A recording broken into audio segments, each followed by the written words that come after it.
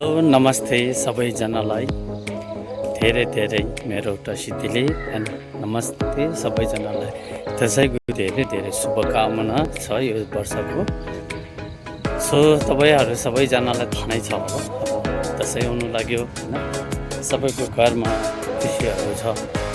कसैको घरमा त अब देश विदेशबाट आउने भएको दाजुभाइहरू पनि आइसक्नु हुनुहुन्छ होला, अनि कसै त अब आफ्नो फ्यामिलीहरूको लागि परिवारहरूको लागि सबैजनाले देश विदेशबाट अब दसैँको खर्च अनि कि पैसा पनि पठाउनु सक्यो होला।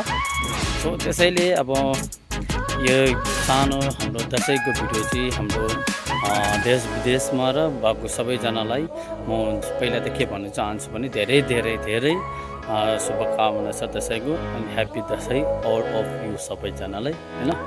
अनि अब हाम्रो सानो एउटा केही भन्न चाहन्छु होइन, हाम्रो देश विदेशमा भएको आफ्नो दिदी दाजुभाइहरू होइन, अनि अब देश विदेशमा भएको मान्छेहरू चाहिँ के हुन्छ भने एकदमै अब दुःख गर्छ होइन, आफ्नो ज्यानहरू जोखिममा लगाएर तपाईँहरूले त्यो मेहनत गर्छ आफ्नो फ्यामिलीहरूको लागि।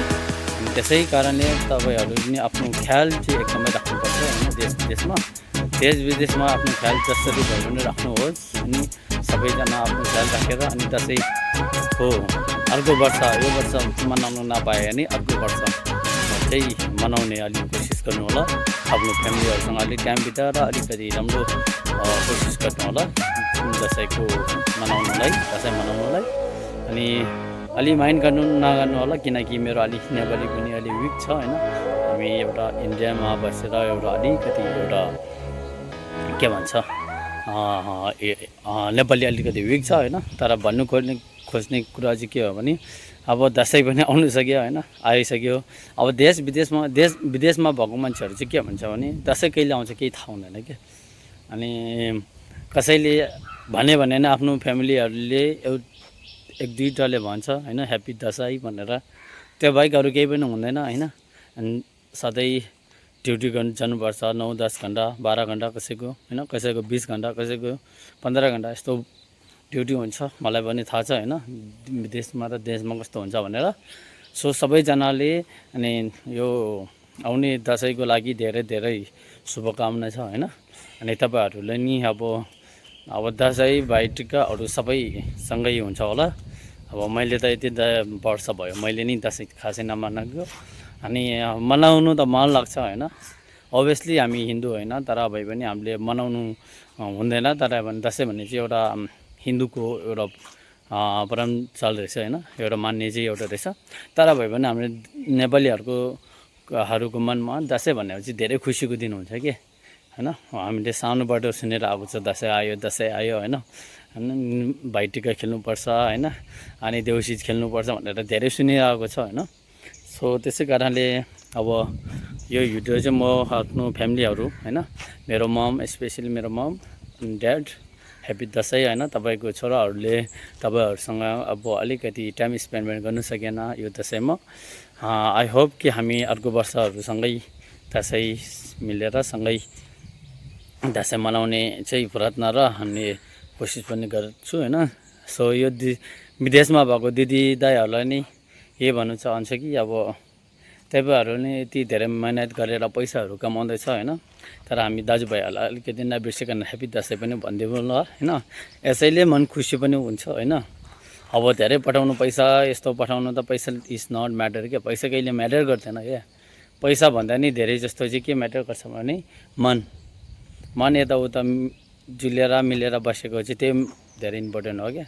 त्यही भएर अब त्यसैको लागि धेरै धेरै सबैजनालाई शुभकामना छ।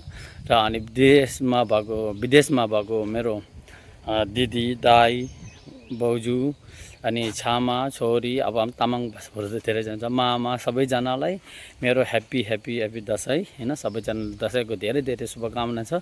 अनि तपाईँको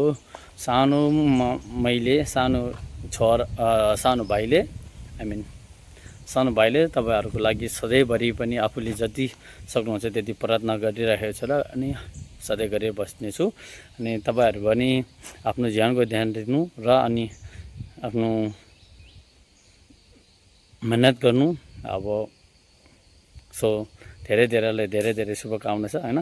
तपाईँहरूलाई कस्तो लाग्यो दसैँको भिडियो होइन। अलिकति मलाई नि यस्तो लाग्यो कि अब अलिकति आफ्नो मनको कुरा सेयर गर्नु पऱ्यो भनेर, सो त्यही भएर मैले नि अलिकति मनको कुरा नै सेयर गरेको हो। सायद तपाईँहरूको पनि अब मनको कुरा यस्तै नै होला होइन, किनकि विदेशमा बसेको हो, सबैजनाको कुरा यस्तै नै हुन्छ। अब मनको कुरा यस्तो नै छ, दसैँ चाहिँ एकचोटि सबैजनासँग मिलेर बनाउँ जस्तो लाग्छ होइन। सो त्यही भएर तपाईँहरूलाई धेरै धेरै धेरै ह्याप्पी दसैँ। एन्ड प्लिज अलिकति यो सानो भाइलाई अलिकति सपोर्ट गरेर अलिकति सब्सक्राइब र अलिकति च्यानलमा अलिकति लाइक अनि कमेन्ट कस्तो लाग्यो यो दसैँको भिडियो भनेर अलिकति कमेन्ट पनि गर्नु होला। सो त्यसैले ह्याप्पी दसैँ अगेन। सो अनि अर्को भिडियोमा भेट्नेछौँ हामी, अनि सधैँभरि यसरी नै हामी भेट्ने नै छौँ। सो प्लिज मलाई सब्सक्राइब गरेर अलिकति सपोर्ट गरेर अलिकति कमेन्ट गरिदिनु होला। अनि तपाईँहरूको केही कुरा पनि मलाई मसँग सेयर गर्नुपर्ने छ भने र मलाई सेयर गरेर मन हल्का गर्ने छ भने मलाई यो युट्युबमा सिधै कमेन्ट गरिदिनु होला। अनि मेरो इन्स्टाग्राम र फेसबुक पनि म यसकै निजी डिस्क्राइबमा हालिदिन्छु होला होइन, यसको भिडियोको तल हालिदिन्छु। अनि तपाईँहरू त्यहाँबाट मलाई सिधै गरेर कन्ट्याक्ट गर्नु होला।